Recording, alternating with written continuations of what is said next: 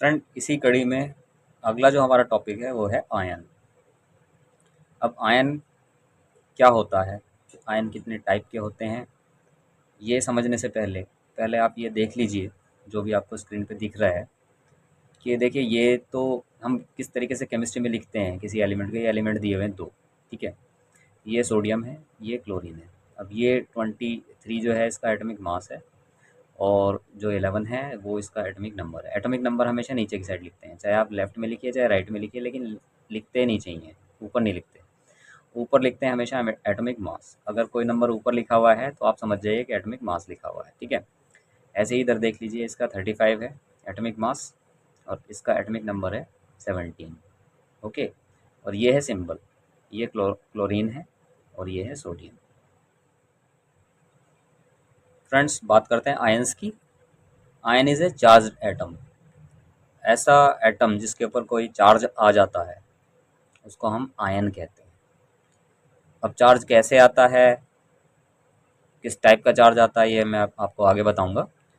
तो आयंस कहते हैं ऐसे एटम्स को जो चार्ज हो जाते हैं, तो उनको हम आयंस कहते हैं। आयंस दो टाइप के होते हैं, देखिए जैसे दे रखा है। आयंस कितने टाइप के होते हैं, दो टाइप के होते हैं। तो पॉजिटिव आयन, एक नेगेटिव आयन, ठीक है। और पॉजिटिव आयन जब बनते हैं, जब एक एटम से कोई एक या दो या ज़्यादा इलेक्ट्रॉन्स जो है निकल जाते हैं, चले जाते हैं, उस एटम को छोड़ के वो चले जाते हैं, ठीक है। तो उसको हम क्या बोलते हैं, पॉजिटिव आयन बोलते हैं। और ये जो प्रक्रिया है जिसमें एक एटम के अंदर से इलेक्ट्रॉन लूज कर जाते हैं या इलेक्ट्रॉन उस एटम को छोड़ के चले जाते हैं, उस प्रक्रिया को हम बोलते हैं ऑक्सीडेशन, या इसको हिंदी में ऑक्सीकरण भी कहते हैं, ऑक्सीकरण, ठीक है। ये देखिए,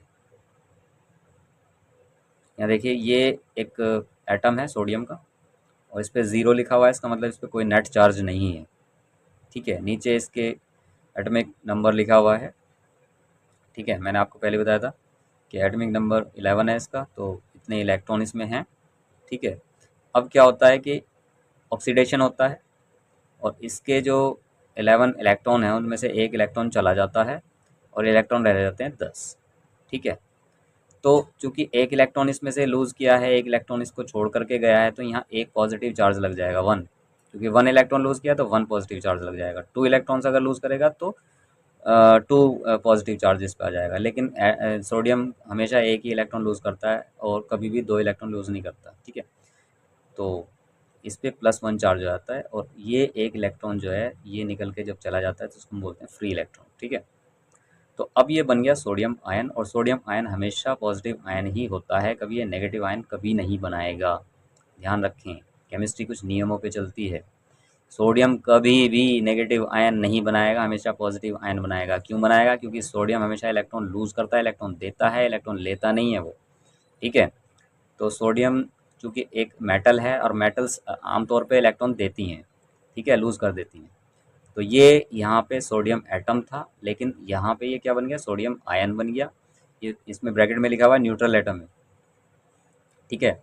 ये न्यूट्रल नहीं है, इस पर चार्ज आ गया, +1 चार्ज आ गया इस पर। यहाँ इस पे चार्ज 0 था, इसलिए न्यूट्रल था। नेट चार्ज एटम के ऊपर नहीं होता, इसलिए उसको हम न्यूट्रल एटम बोलते हैं। आयंस के ऊपर चार्ज होता है, एटम ही है लेकिन चार्ज आ गया इसके ऊपर, तो इसलिए हम इसको आयन बोलते हैं। आयन दो टाइप के होते हैं, positive ion, negative ion. Positive ion मैंने बता दिया आपको कब बनते हैं। अब मैं दूसरा एक उदाहरण आपको दिखा रहा हूँ। अभी देखिए, ये एल्यूमिनियम है, ये एक धातु होती है, मेटल होती है, और इसका जो एटॉमिक नंबर है वो 13 है। इसका मतलब इसमें 13 इलेक्ट्रॉन है, इसके एक एल्यूमिनियम के एटम में 13 इलेक्ट्रॉन है। और इसका भी ऑक्सीडेशन होता है। ऑक्सीडेशन मैंने बता दिया, जब किसी एटम से इलेक्ट्रॉन लूज होते हैं, इलेक्ट्रॉन उसको छोड़ करके जाते हैं, तो वो ऑक्सीडेशन प्रक्रिया होती है। तो इसमें से 3 इलेक्ट्रॉन चले गए हैं, तो इस पर 3 पॉजिटिव चार्ज आ गए हैं, ठीक है। और 13 से हो गए 10, ठीक है।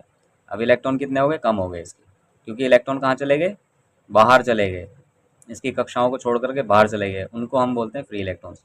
और इस पर एक एल्यूमिनियम के एटम पे 3 पॉजिटिव चार्ज आ गए, ठीक है, अकेले एक एटम पे 3 पॉजिटिव चार्ज आ गए और वो बन गया एल्यूमिनियम आयन। ठीक है, इस पे कोई चार्ज नहीं था इसलिए 0 लगा दो इसमें। ठीक है, तो ये है एल्यूमिनियम का एटम और ये है एल्यूमिनियम का आयन। और चूंकि 3 इलेक्ट्रॉन निकले हैं इसलिए इस पे 3 पॉजिटिव चार्ज आ गए हैं और ये पॉजिटिव आयन है। ठीक है, तो आपको पॉजिटिव आयन समझ में आ गया। अब मैं आपको नेगेटिव आयन समझाता हूँ।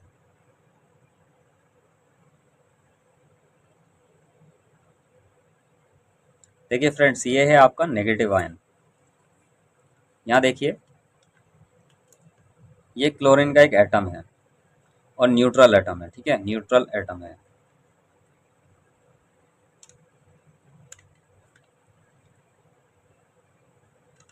इस क्लोरीन के एटम पे कोई चार्ज नहीं है और इसका एटॉमिक नंबर है 17।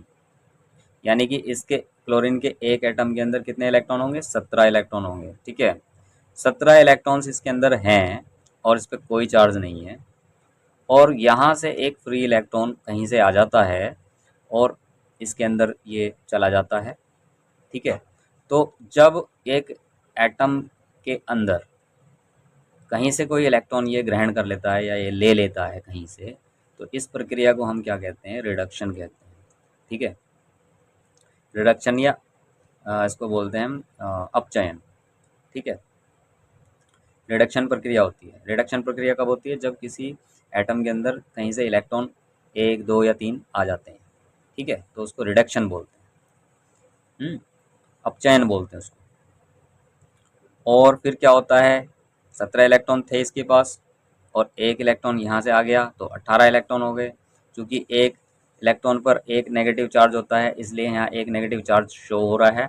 तो इसलिए ये अब ये एटम नहीं है, अब ये बन गया आयन। और कौन सा आयन बन गया? ये क्लोराइड आयन बन गया। क्लोरीन आयन नहीं कहेंगे इसको।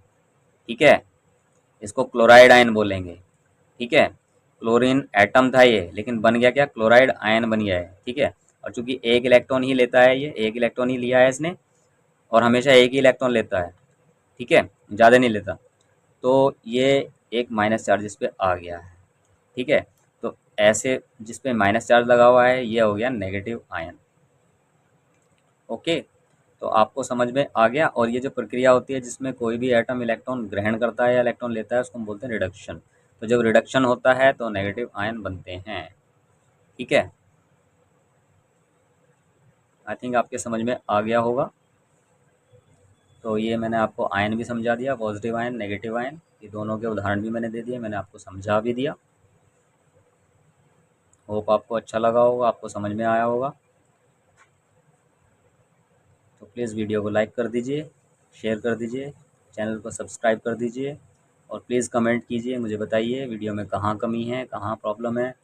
अगर कोई इशू है, किसी भी टाइप का कोई इशू है वीडियो में, तो आप मुझे बताइए और प्लीज़ मेरा उत्साह बढ़ाइए।